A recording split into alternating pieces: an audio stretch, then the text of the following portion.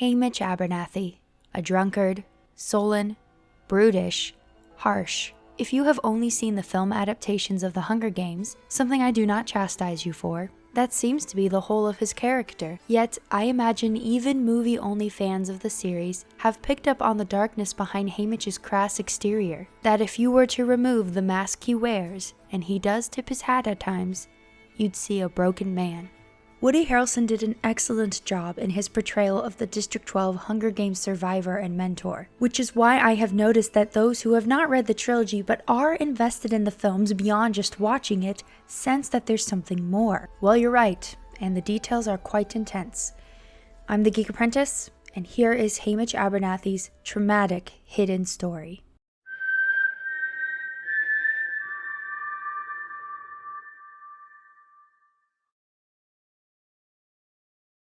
Born and raised in the slums of District 12, Haymitch was no stranger to the injustice of the Hunger Games well before he was reaped in his late teens. We know from early on in the first book that Haymitch being a mentor means he was the winner of a previous Hunger Games. Mentorship became a part of the prep during the 10th Hunger Games, the first of those mentors being graduating Capital students. After this, presumably the very next games, previous winners were the ones to mentor tributes of their own districts. There had only been 2 winners from 12 before Katniss and Peeta's games. The other we now know, thanks to the prequel book, to be Lucy Gray Baird, winner of the 10th Hunger Games. But which year did Haymitch win?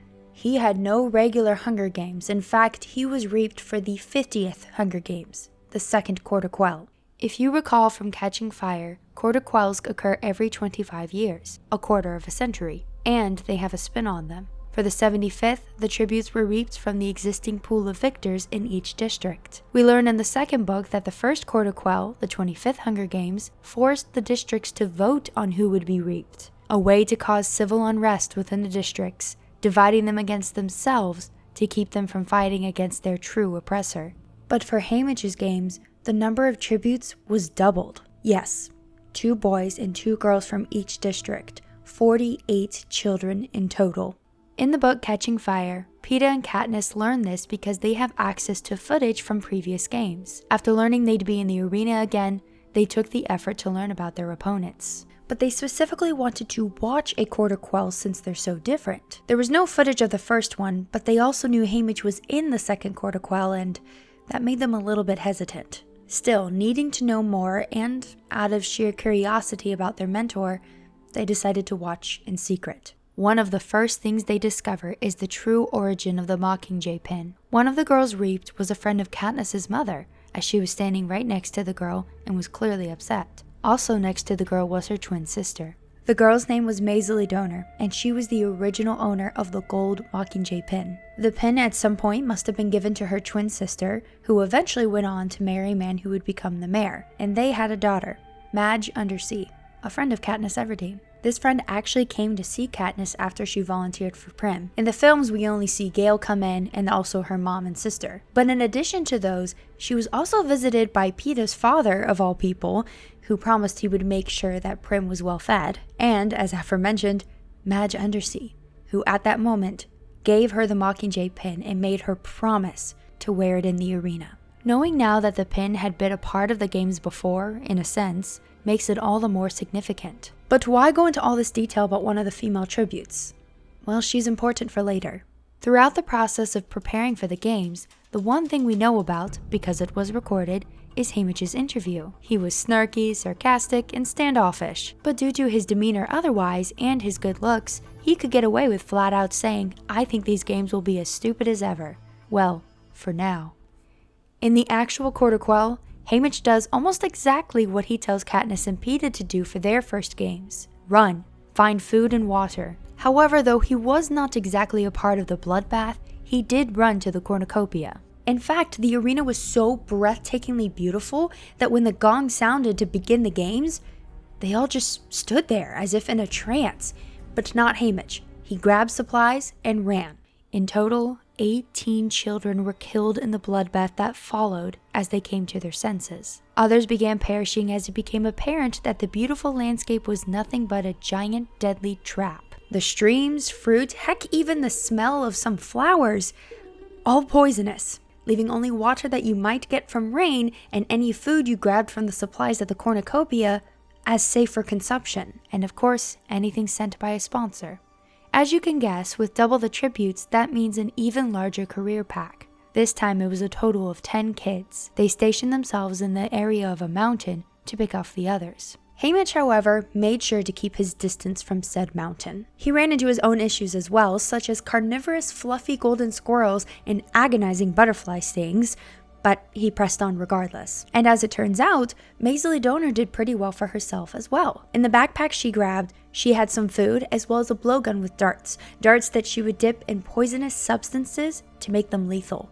Not too far into the games, sticking with the theme of the beauty being a facade, the mountain turns out to be an active volcano which erupts. Many die in this disaster, including half of the career pack, leaving only 13 tributes. Haymitch continues away from the mountain, but encounters 3 of the careers. He manages to swiftly kill 2 of them with his knife, but the third overtakes him. It's at this moment that Medli shoots a dart into the third career's neck, saving Haymitch. She steps out in his direction and tells him, "We'd live longer with 2 of us," and thus they agree to be allies, ignoring the inevitable for the time being. But still, they do well together. Rest, more food and water, able to fight as a team. Medli presses Haymitch on why he insists on continuing away from the mountain, wondering what he expects to find, to which he just says, hey, it's gotta end somewhere. They do eventually find that end, a cliff edge.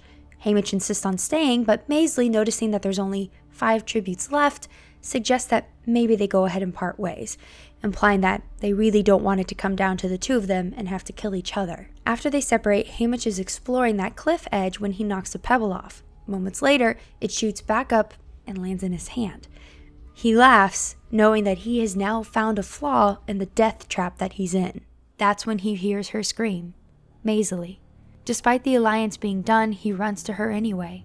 She was attacked by a flock of pink birds with skewers for beaks, and one of them drove it straight through her neck. As she passes, Haymitch holds her hand to comfort her. Eventually it comes down to Haymitch and the girl from District 1. Bigger than him, and just as fast, the fight is brutal and bloody. Both receive wounds that would eventually prove fatal if untreated by professionals. Haymitch literally has to hold his intestines in as he runs through the arena to get to the edge.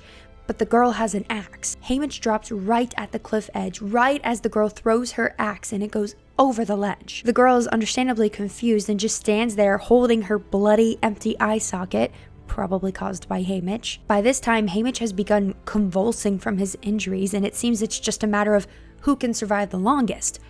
But Haymitch knows what he did by making sure the axe went over the cliff edge. Moments later, the axe flies back up and lands squarely in her head. Haymitch has won. No, survived the second quarter quell, the 50th Hunger Games, but only within an inch of his life.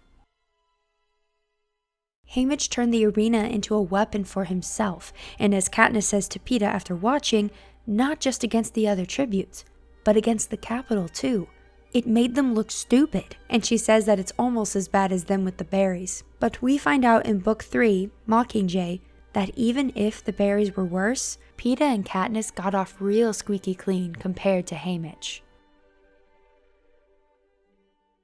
You may recall from the 3rd film, Mockingjay Part 1, that when the team goes to the Capitol to rescue Peeta, Joanna, and Annie, Finnick films a propo that was airing live. This does occur in the book, but not exactly the same way. Regardless, Finnick does film a propo in the book, and he exposes Snow's secrets. We learn that Finnick was given as a gift to high-ranking people of the Capitol.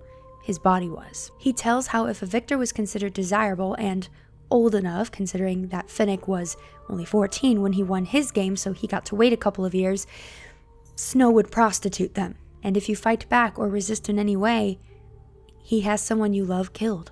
It doesn't take much thinking to realize that had Katniss and Peeta not had their star-crossed lovers thing going on, even if it didn't become real for Katniss till later, either one of them would have had the exact same thing done to them were they the lone victor with no romance. This shows you how smart Haymitch is. Making Katniss look desirable after Peeta's interview in the first games, though it was real for Peeta, didn't just save her in the arena, it would have protected her after, had she been the only one to live. And by proxy, Peeta as well in the reverse. The mind wanders and you think, Is that what happened to Haymitch after his games? In fact, that's exactly what Katniss asks him. But no, that is not at all what happened to him. After Haymitch survived the Court of Quell, life was of course never the same, but far worse than you imagine. The capital, especially President Snow, were none too pleased with his little stunt. He should have died. A girl with a missing eyeball could have easily outlived someone whose intestines were hanging out. Back it up further, he should not have even known about that flaw in the arena and died by her axe, right? But he was too smart and too cunning for the capital to let him slide by. Within 2 weeks of being crowned victor and coming home from the games, his girlfriend, little brother, and mom, all killed, murdered by the capital on Snow's orders. Why didn't they just kill him too? Well, they have to have a victor, right? But no, they could have come up with a reason to cover it up. He tells Katniss in the book that it's because he had to be the example, so that others like Finnick could look at him and his story and cave to whatever the capital said, and never rise up and challenge them. As you can imagine, Haymitch felt that he had nothing to live for after that. Add on top of this the pressure of becoming a mentor the very next year and every year following. Watching kid after kid after kid be murdered brutally, he probably gave up quite quickly on trying to help. No wonder he drowned himself in alcohol every single day.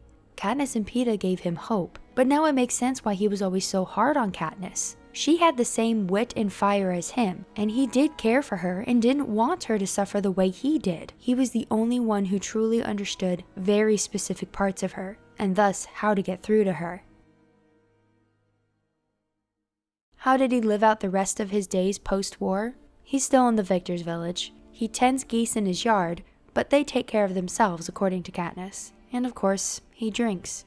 But he does also help contribute to a book Katniss and Peeta make. It details all the wonderful things about the people they've lost. Something to give them hope, give them any spark of joy after all the trauma all three have endured. To remind them to keep living, because those they lost wouldn't want them to despair, but press on. Haymitch may be long past pressing on, but now you know why.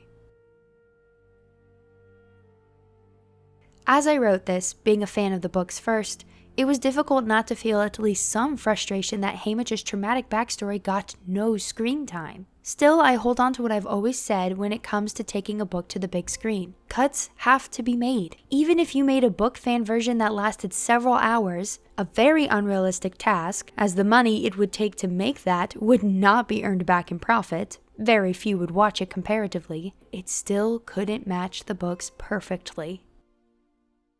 Some may be watching this thinking, why bother making the video? There's books, people should just go read them. You know, I tend to have that level of sass sometimes, but really only when someone's not truly invested but still pesters me with questions anyway. Other than that though, I get it, because until the Hunger Games, I really didn't enjoy reading. I watched and invested so much into the Harry Potter series, but only the films. I didn't read the books until a few years ago. Hunger Games made me realize I did love reading, just only certain books, I guess. As another example, I love the Lord of the Rings trilogy, but I just cannot get into the books. So I have sympathy for those who get invested in a series, but aren't fans of reading. I'll always tell you the books are better, but it would be completely selfish and arrogant of me to assume I'm better because I've read them. As long as movie-only fans aren't rude about it, I have no issue with it. Besides, this video, as you can tell, wasn't necessarily intended for book fans, though I'm sure book fans could enjoy it. It was aimed towards those who had not read the books and didn't know the gravity of Haymitch's depressing story. Thank you all so much for getting to the end of this video. If you enjoyed it, please consider giving it a thumbs up and hitting the subscribe button to be a part of the geekdom. I also make videos about other games such as Animal Crossing or The Legend of Zelda. Not to mention, I live stream a few times throughout the week, mostly on Sunday nights where it's a community stream where we can play games together, like Mario Kart. Thank you heartily to all of my patrons, especially those in my highest tier, the Hylian Knight tier, like Joking Batman, Geek Mom, Lorulian Sheep, and McToppler. Y'all are the best. But anyway, that's all for today. Thank you for watching, and may the odds be ever in your favor.